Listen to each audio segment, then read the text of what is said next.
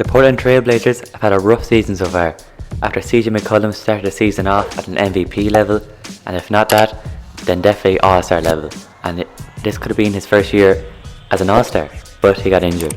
And Yusuf Nurkic also got injured for the second year in a row. He's only played 12 games this season due to injury. He had a terrible leg injury in the past, and now he's been injured again, and he's still not quite returned yet. CJ McCollum has returned for the recent last few games, but he needs to get back up to his full fitness. And it seems like every year the Portland Trailblazers have this problem with injuries. Last year in the playoffs, I remember when they first entered the bubble, injuries. Damian Lillard got injured in the first round against the Lakers, and that's been the Portland Trailblazers' biggest problem over the last few years. Everybody can't stay healthy enough, and that's the problem. With all these injuries, Damian Lillard has had to backpack this side, and he's done that. He's been elite this season. 30 points per game he's averaging, 4.4 rebounds and 7.7 assists per game on 45.2% shooting from the field, and in very impressive 38% shooting from 3 on 11 threes per game. When I'm doing these videos, I'm seeing players take 6 or 7 shots a game from 3, and I'm like, I'm like, they're taking a lot of shots. I'm impressed. But Damian Lillard taking 11? I know he's the main man of this team. He is this team. But 11 threes a game he's taking. That's a hell of a lot of threes, and he's hitting them very efficiently. League average is 37. He's shooting above league average on 11 threes a game. Unbelievable. And we all know Damian Lillard. He can hit from anywhere. He's hit clutch shot after clutch shot this season. There's been so many, I can't even remember them all. But one shot that will stick out in my mind is his game-winning shot against the Chicago Bulls in Chicago. I think it was a fadeaway 3. It was unbelievable. What a game winner that was. He's had many game winners this season. I can't remember them all because there's so many. Lillard, he's led the Blazers to the 6th seed in the West as this video has been recorded, and they have a 25-18 record. They're currently on a 2-game losing streak. Most recent game, they lost to the Brooklyn Nets without Kyrie and KD. So you wouldn't want to be winning that game, but they dropped it. But I think now they got a chance. They're only 1 game off the 5th seed Nuggets, so I think they got a chance to climb up this Western Conference, because we all know, as a Laker fan myself, I know more than anyone, LeBron and AD out injured. The Lakers just lost heavily to the Pelicans, and I see the Lakers going on a slide unless they can do some business after the trade deadline, which I think they will. Hopefully Andre Drummond will become a Laker. But back to the Blazers, they got a chance here to climb up the Western Conference. Currently 6th, as I said, 1 game off the 5th seed Nuggets. They're not too far off the Lakers, I think 3 games, and the Clippers are behind the Lakers, I think, at the moment, or maybe they're equal. So the point is, the Blazers can climb this Western Conference. The Jazz have taken the league by storm and gone on massive winning streaks, the big surprise package, but the Portland Trail Blazers are getting their players back at the right time, and I think they can make a push before the end of the season. The Blazers, they're 29th in defensive rating, only behind the Sacramento Kings, who are one of the worst teams in the league. Very bad season the Kings have had. But this shows how bad the Blazers' defensive rating is. 29th, second worst in the NBA. So they need to sort that out. Now Terry Stotts, he isn't a defensive coach. That's not what he was brought in to do. The Titans of defense. He's more in the offensive end. So he struggled in that end. And Portland fans, want to hear from ye. I'm hearing more rumblings about Terry Stotts. People are getting sick of him. People want him out. People are sticking by him. Where do you stand on Terry Stotts right now? Would you fire him or would you stick by him? That's up to you to decide. You watch more Blazers than I do. For me personally, I'm not going to fire him now anyway. Not mid-season. I think you still have a very good chance of making this a very special season. So I'm holding it for now. Off-season, reevaluate. Obviously, without Nurkic's presence in the paint, they're giving up a lot of points in the paint that way, and they've been a terrible defensive team this year. Now, while CJ was out, the Blazers struggled with shot creation, other than Damian Lillard, of course. He can obviously do that, but other than Lillard and CJ out, no shot creation. But with CJ coming back, he's another shot creator to have in that court. He's very good in the pick and roll. He'll bring a lot to this team coming back, and once he gets fully healthy and hopefully gets back to the way he was playing at the start of the season, he'll make a massive difference to his Portland Trail Blazers team. Before he got injured, in those 18 games, he's played a few games since injury, but in 18 games, CJ McCollum, he's averaged 24 points per game, 3.8 rebounds, 4.3 assists per game, and 44% shooting from the field, and 43% shooting from 3 on 10 threes a game. Lillard takes 11 with 38%, but CJ McCollum, 43 83% from 3 on 10 trees. Unbelievable. This guy, they're one of the best backcourts in the league. There is question marks over the two of them. Are they good enough to win a championship together? We'll get into that later on in the video. You know, CJ, before the season, he's quite injury prone. Remember, he had that spine injury last year in the playoffs. So, you know, he's injury prone, so we'll get to that later in the video. But CJ McCollum this year, when he's played, he's been great. And hopefully he can get back to that level. Jusuf Nurkic should also be coming back soon. He should be a big boost coming back, you know.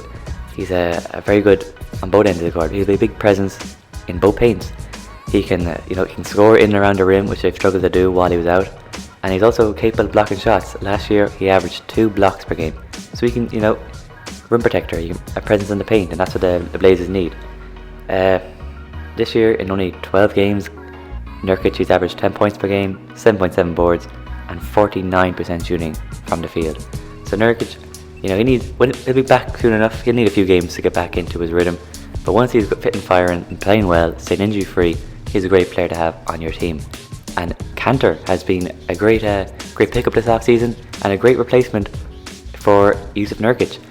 He's finally stepped up in the defensive end. He's still not a great defender, but he's playing with a lot more effort and playing a lot more reliable on defensive end this year with the Blazers. And it's pretty funny because they're one of the worst defensive teams, as I've said, in the league. He's averaging 12 points per game and 11.6 rebounds a game, double-double. Also 1.3 assists per game on 60% shooting from the field, and also averaging 0.7 blocks a game. He's one of the best rebounders in the league. He's up there with Andre Drummond as probably the best too in the league. And he's brought great energy to this team on both ends of the court. And he's doing a great job filling in for Jusuf Nurkic. Now, this is what I'm talking about when the players come back fully healthy. And there's some other role players now who stepped up. Carmelo Anthony, we know what he's all about at this stage, being in the league for so many years, breaking scoring records. He's moving up in that scoring chart. He's done very well this season. I think he's done better this season than he did last year, which is a lot. He did very, very well last year with the Blazers. This year, Melo, he's averaged 14 points per game, 3.3 rebounds, on 42% shooting from the field, and an impressive 39% shooting from 3 on 4.6 threes a game. Melo, constantly improving from 3. We all know what he's like from mid-range. At this stage, we all know what he brings to the table. When the best ever played a game, not up there with LeBron and all them, but he's, for sure Hall of Fame in my opinion. One of the best players not to win a ring as well. He brings scoring to off the bench to this team, a punch off the bench steps up in defensive end, putting a lot of effort in, and brings great energy to this team. And he's a great pickup for the Blazers to keep him on for another year. He's doing very well with him. Robert Covington, who they brought in the off-season, I was a big fan of this move. He's averaged 9 points per game, 7 boards, and 37% shooting from 3, and 5.3 threes a game. Come playoff time, this guy will be crucial. You need wings to throw people like LeBron, Paul George, Kawhi Leonard. They need these kind of players who can do well. 3-and-D guys. These guys are very important to a championship winning team, or a contender as well. He'll be a crucial player, I think, for them in their playoff run. And also Derek Jones, he falls under the same category as Robert Covington, another 3-and-D wing who can throw on some of the best wings out there. He's averaging 8 points per game on 50% shooting from the field and 32% shooting from 3 on 3 threes a game. So overall, as a recap, with LeBron and AD out for at least the next 2 to 3 weeks for the Lakers, this is a Blazers' chance to climb up that Western Conference, get a high seed, get a top 4 seed, With Damian Lillard, with LeBron and Joel Embiid currently out, I say he's a front runner with Nikola Jokic for MVP. He's having an unbelievable season. I couldn't believe he was an all-star starter. He gets recognition. He's getting more and more as time's went on, but he doesn't get enough recognition. I'm not saying he's underrated because people are starting to appreciate his game, but he's not rated enough in my opinion. Damian Lillard, as I've said, MVP, possible MVP this year. We'll see if LeBron gets back anytime soon, and Jokic can't write him off either. They got to figure out their defensive problems. That's one thing you got to lock in on come playoff time, especially. They got to wake up on that end of the court. But if they can figure that out, I think they're going to be a real threat to the Western Conference, and they could make a big playoff run this year. I'm saying they could make another Western Conference Finals. Because think about it, teams could play out their way. The Lakers could slide down the seeding in the West. Lakers Clippers could meet first, second round. Blazers could get lucky. They could avoid those teams. If Lakers Clippers face each other in second round, that's one of the LA teams gone. The Jazz, they've been red hot, so Jazz, you're going to have to run into them. The Nuggets, the Suns. If I'm a Blazers fan, I'm going to fancy my chances. The Nuggets and Suns have done very well this season, for sure. But the Blazers, they've got a very good roster here. If everyone can stay healthy, that's their only problem. This roster can't stay healthy at the moment. They got to keep everyone healthy. Nurkic, I'm looking at you especially, and CJ. But especially Nurkic, he seems to always be injured. They've got the cast, the sport cast to do it. There's questions about Terry Stotts to see the right man. We'll see in the playoffs.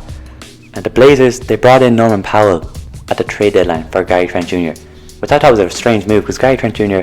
has had a breakout season this year for the Blazers. You know, when CJ was injured, he stepped in for CJ McCollum brilliantly.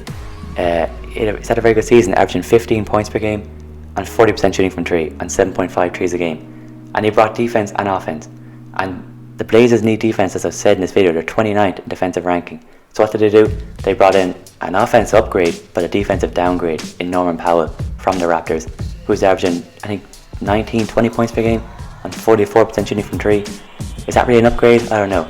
The only reason I think they let Gary Trent Jr. walk was because he's becoming a free agent this offseason and they mightn't have been able to get a deal done.